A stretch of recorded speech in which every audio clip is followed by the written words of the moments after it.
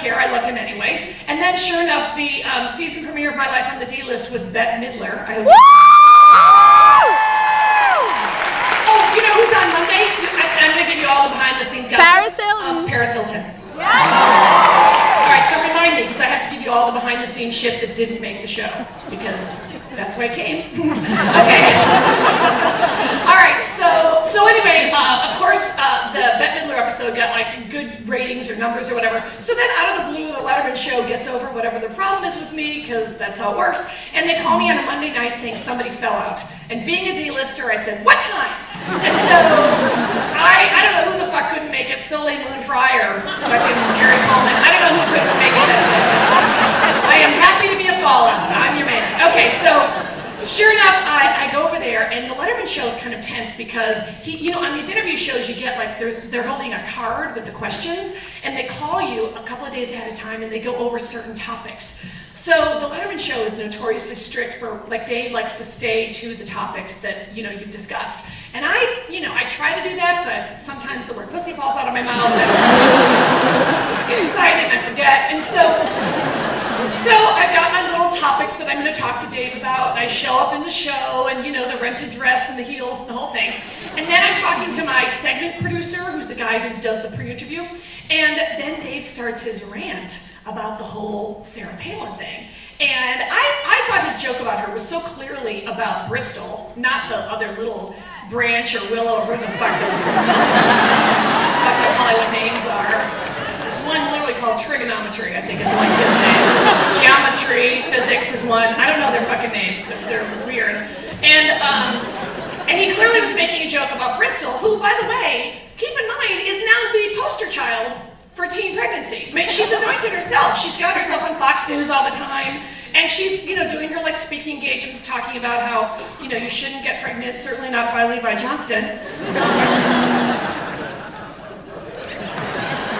Let's talk about Levi for 1 second, shall we? All right.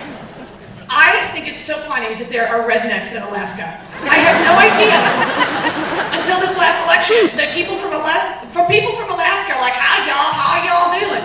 How does that happen? That you have that accent in a fucking igloo? Levi Johnston, yee-hoo! That kid is, I'm gonna go with half a tard. Half a tard. I'm gonna give him the full tard. Anyway, you know that I was on Larry King 2 weeks ago, and I was bumped for Levi Johnston.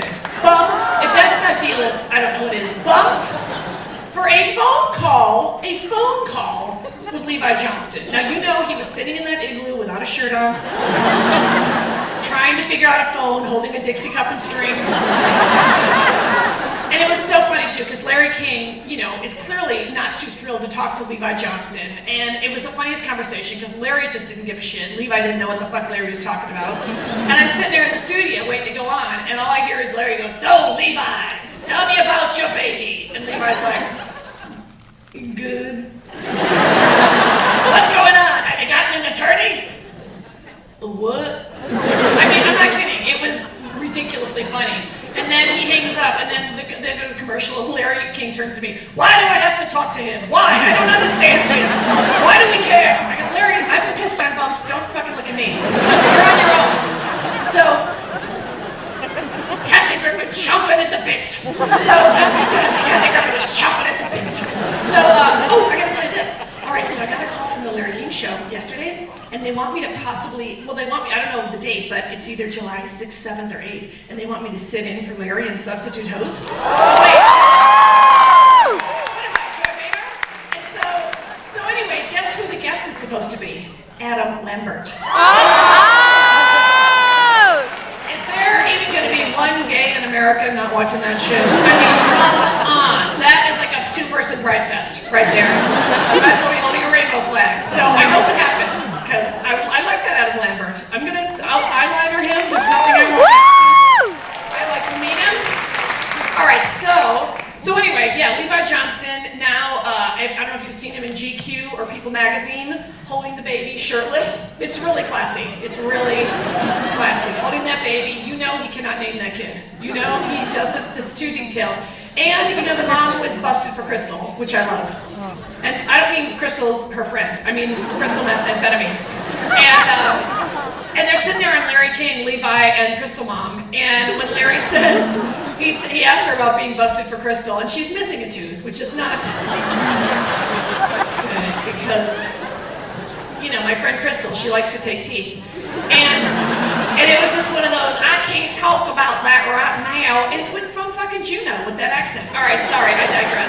Anyway, so the governor's fucking around. All right, we'll move on. Now look, I have to tell you somebody that I met recently that I did not think I would be faced with. Because, you know, the nature of my business is that I talk shit about people, and sometimes I have to run into them, and then I have to eat some shit. That's how it goes down.